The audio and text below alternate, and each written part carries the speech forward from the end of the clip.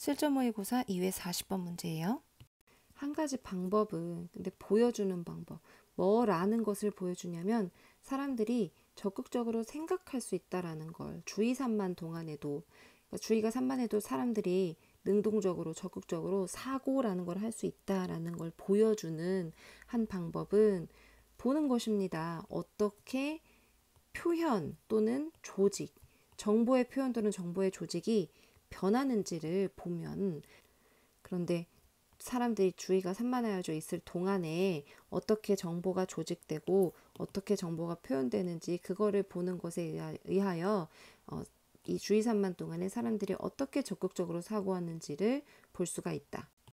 즉 사람들이 이 주의 산만 중에도 주의가 산만해서 흐트러져 있는 중에도 능동적으로 적극적으로 사고할 수 있다라는 것을 보여주는 한 가지 방법이 뭐냐면 이럴 때 정보의 표현이나 조직이 어떻게 달라지는지.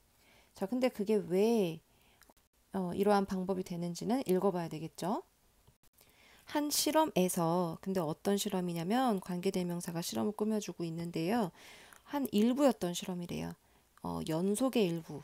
그러니까 어떤 실험들을 연속으로 했는데 그 연속 중에 일부래요. 그 일부인 실험에서 근데 뭐에 대한 실험이었냐면은 무의식적인 생각과 의사결정.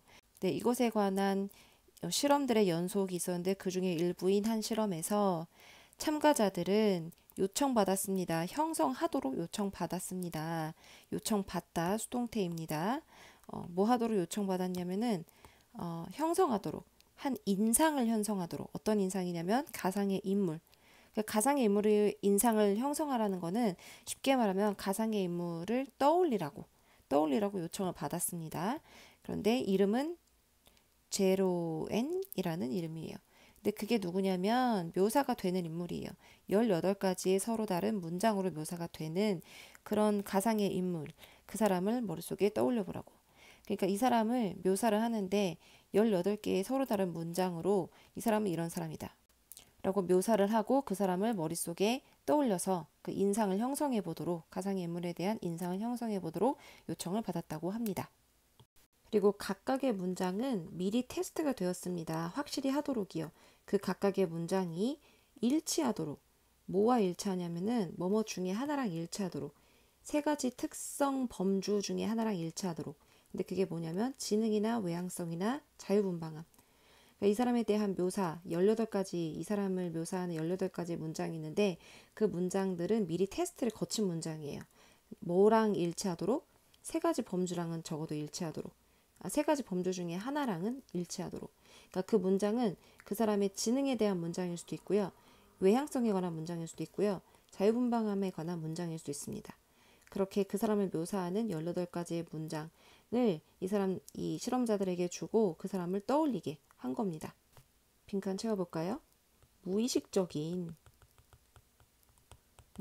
사고와 의사결정에 관한 연속, 그러니까 일련의 여러 가지 그 시리즈의 일부인 한 실험에서 참가자들이 이 제로엔이라는 사람의 인상을 떠올리게 했는데 18개의 서로 다른 문장으로 묘사된 이 사람을 이 가상의 인물에 대한 인상을 형성하도록 요청을 받았대요.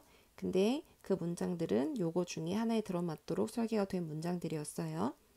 그리고 이게 실험의 내용인데요. 참가자들은 둘 중에 하나였다. Either A or B 하면은 A 또는 B 둘 중에 하나라는 뜻입니다. Either 이거나 또는 이거였다 라고 읽어볼게요. 사람들은 상기하거나 as many sentences as they could 그들이 할 수 있는 가능한 많은 문장들을 상기하다 즉 떠올리거나 근데 즉시 떠올리거나 또는 후에 떠올렸다. 일정 기간의 주의 산만의 기간 후에 그래서 이렇게 즉시 즉 주의 산만하지 않고 아는 상태로 떠올릴 때랑 주의 산만하고 난 다음에 잠깐 뭐 딴 얘기를 한다든지 잠깐 다른 영상을 주든지 그런 다음에 떠올리게 하는 거랑의 차이를 보기 위한 실험입니다. 그 실험 결과는 보여주었다. 뭐라는 걸 보여주었냐면 그 상기 결과가 그 가상의 인물에 대해서 떠올렸던 것에 대한 결과. 근데 사람들의 결과예요. 그러니까 어떤 사람들이냐면은 주의 산만을 겪은 그런 사람들이 상기했던 그 결과가 더 나은 정도의 조직을 가졌다라는 것을 보여주었대요. 그러니까 그게 무슨 얘기냐면은 짝대기가 그어져 있으면 부연 설명을 하는 겁니다. 그 정보는 즉 어떤 정보예요? 그 가상의 인물에 대한 정보, 18가지 문장으로 포함된 그 정보죠. 그 정보는 뭉쳐졌다. 뭐를 중심으로 뭉쳐졌냐면 3가지 특성 개념 중심으로. 근데 뭐보다요? 관찰 기록보다. 누구의 관찰 기록? 그 대조군 참가자들의 관찰 기록보다. 대조군 참가자들은 아무래도 즉시 떠올리게 했던 그 참가자들을 말하는 거겠죠. 지금 실험군은 집중력 방해를 받은 사람들이 실험군이고요. 대조군은 그렇지 않은 사람들이 대조군이에요. 그러니까 이 연구자들이 연구하고 싶은 것은 집중 방해를 했을 때 사람들이 얼마나 적극적으로 생각을 하는지에 대해서 연구하고 싶은 거잖아요. 그래서 실험하고자 하는 것은 주의가 산만해진 사람들이 실험군이 되는 거죠. 근데 그 사람들이 더 나은 정도의 조직도를 보여주었대요. 정보에 대한 조직도를. 그래서 막 무작위로 이 사람에 대한 어떤 인상을 18가지 그 들었던 그 인상을 무작위로 막 떠올려서 상기하는 것보다는 그 많은 18가지의 문장들 중에서 좀 지성에 관한 것, 그 다음에 외향성에 관한 것, 그 다음에 자유분방에 관한 것, 이렇게 약간 조직적으로 그 문장들, 그 사람에 대한 문장들을 떠올렸다라는 겁니다. 그 주의산만 동안에 과정이 일어났대요. take place, 일어나다, 발생하다라는 뜻입니다. 근데 뭐 어떤 과정이 일어났냐면 하면서 관계대명사 대시 이 과정이라는 선행사를 꾸며주고 있는 거예요. 근데 과정인데 어떤 과정이냐면 is reminiscent of, 연상시키는 과정. 고전적인 생각의 정의를 연상시키는 그 과정이 일어났다. 이 주의산만 동안에. 그러니까 고전적인 생각의 정의라는 것은 생각이란 이런 거야 라고 정의를 내리는데 그게 아주 고전적인 거. 옛날부터 생각이란 이런 거야 라고 정의를 내려왔는데 그런 것들을 연상시키는 그런 과정이 일어났다. 언제? 주의산만하는 동안에. 아주 생각의 전형적인 그런 측면이 주의산만 동안에 일어났다. 근데 그게 뭐냐면 하면서 땡땡 하면서 좀 더 설명을 하고 있죠. 정보는 had been shaken together. 뒤섞였다. 정보가 뒤섞였다. 라는 아주 고전적인 생각의 정의를 연상시키는 그런 과정이 뇌 속에서 일어났다. 라고 마무리를 짓고 있어요. 여기서 이게 무슨 말일까요? 정보가 뒤섞였다. 이 생각이라는 거는 본디 우리가 감각기관으로 느끼는 모든 뒤죽박죽의 그 정보들 이런 것들을 함께 받아들이고 그거를 이 생각을 통해서 분류하고 조직하고 그래서 이해하거나 표현하는 그런 게 이제 생각의 아주 고전적인 정의라는 거죠.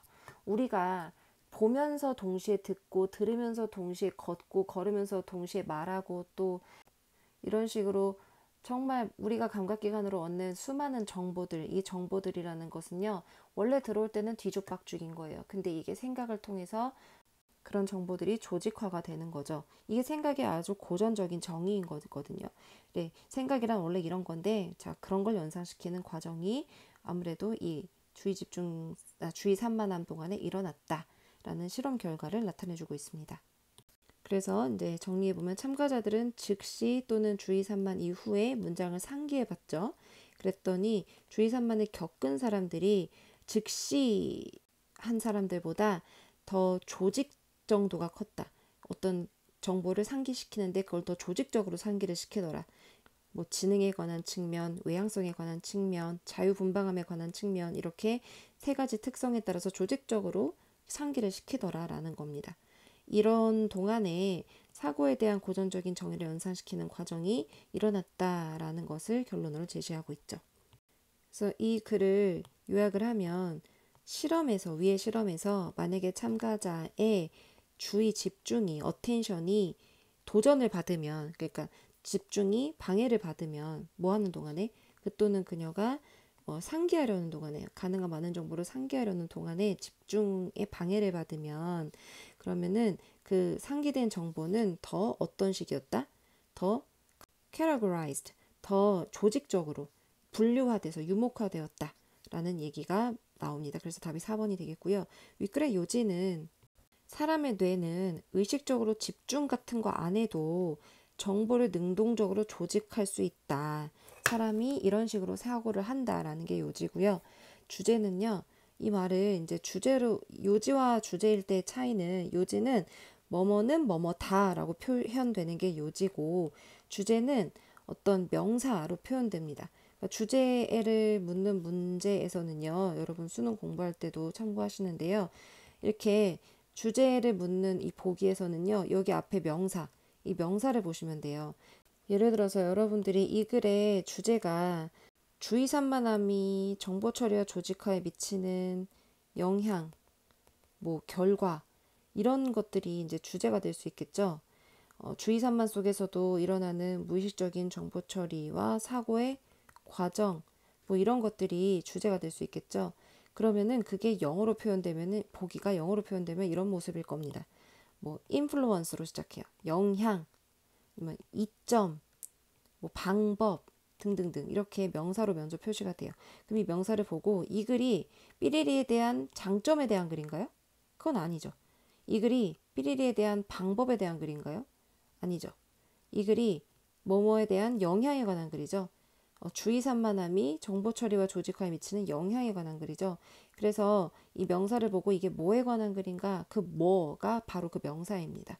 그래서 여러분들이 답을 고를 때 답을 1번 이런 식으로 고를 수 있어야 되는 거예요.